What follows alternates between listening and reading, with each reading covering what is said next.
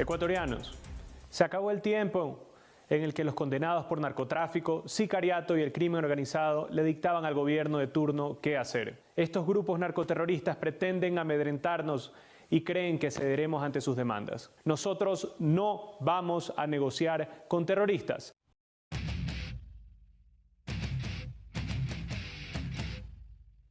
Vamos a arrancar con esta cuestión, o sea, sobre la cuestión de las posiciones políticas de Noboa, que claramente se declara como no identificarse con la derecha ni con la izquierda en el espectro político.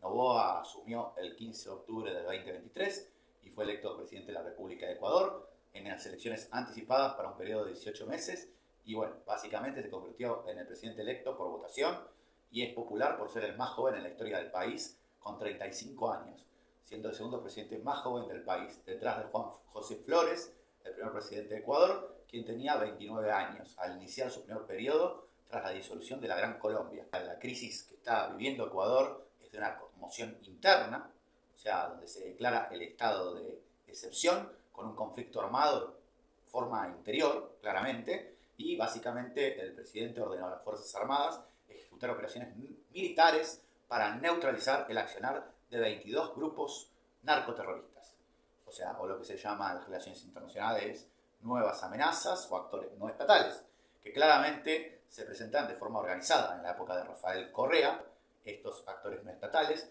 había cierto grado de indulgencia. Pero, ¿qué quiero decir con esto? Que está conectado también con el tema de la tasa de criminalidad, que obviamente genera la mortalidad en dicho país.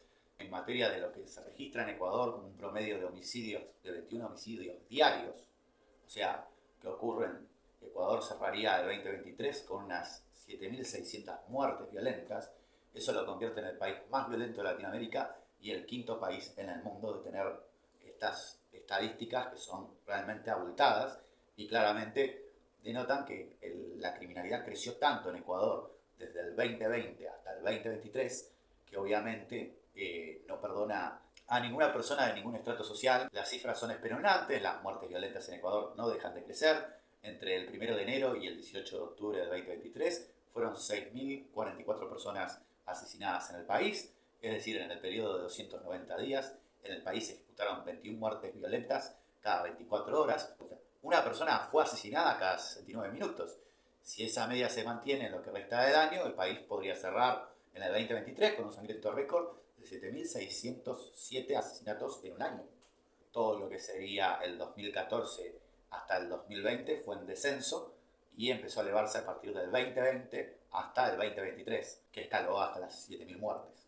Si vamos a la cuestión de cómo fue relacionada todo este hecho, un medio de comunicación fue tomado por los grupos narcotraficantes o los narcoterroristas y pudieron apropiarse de dicho medio armados y de forma muy impune. También tomaron prisioneros, al mismo tiempo también incendian autos, generan saqueos y toman universidades. O sea, el nivel de crisis o de conmoción interna que tiene Ecuador hoy actualmente es totalmente evidente. ¿Qué quiero decir con esto? Que si lo queremos ver desde el punto de vista muy claro, actores no estatales de forma organizada se hicieron con el poder de las calles de Ecuador y al presidente de Ecuador no le quedó más opción que decidir por el estado de excepción y aceptar que tiene un conflicto interior armado. O sea, y mandó a los militares a neutralizar a estos grupos en cuestión. Son 22 grupos. Viene creciendo toda esta cuestión de los que serían los capos, que le dicen Fito y el Salvaje, quienes son los capos del narcotráfico que tienen en vilo a Ecuador.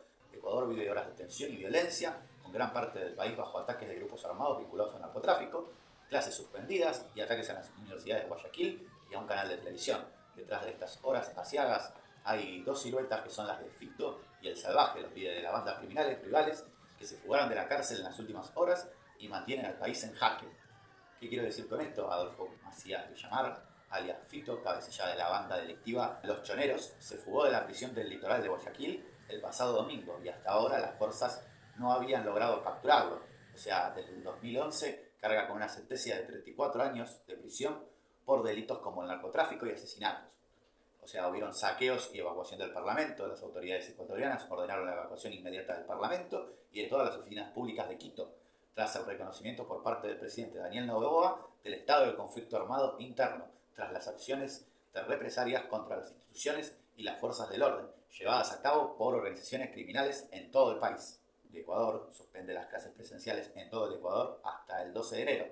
Después de los hechos de violencia que ocurrieron durante este martes en Ecuador, el Ministerio de Educación decidió suspender las clases en todo el país hasta el próximo viernes 12 de enero.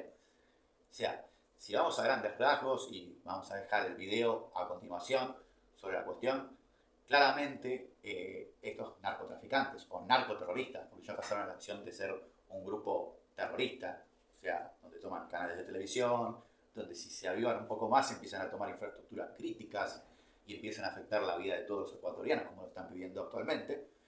Vemos que estas cuestiones de bandas de subculturas, que mismo cuando uno mira la filmación de TV, hacen señas como website o website, que son muy propensas y vistas en las bandas de narcotraficantes estadounidenses. O sea, todas estas subculturas que se generan alrededor de estilos musicales, que claramente generan esta cuestión de la lucha de bandas, grupos y territorio, que están relacionados a cuestiones también del índole racial, económico y social, y que también tienen coyunturalmente una implicación dentro de la política, porque claramente son grupos, lo que se llaman las relaciones internacionales, nuevas amenazas que pueden subvertir a los estados, entre nuevas y viejas amenazas, claramente. ¿Por qué lo digo esto? Porque usan los viejos métodos para amedrentar y tomar el control, pero se dedican a los negocios que están relacionados a la informalidad, como la venta de estupefacientes, como el narcomenudeo o el tráfico de los mismos. Así que, si te gustó este video, espero que me dejes un comentario, que también agregues alguna otra fuente periodística que hable de este tema, así lo podemos debatir, dialogar y hablar mucho más en claro. Así que espero que te haya gustado, déjanos un dedito arriba, suscríbete al canal y al mismo tiempo comentanos. Así que nos estamos viendo, hasta luego.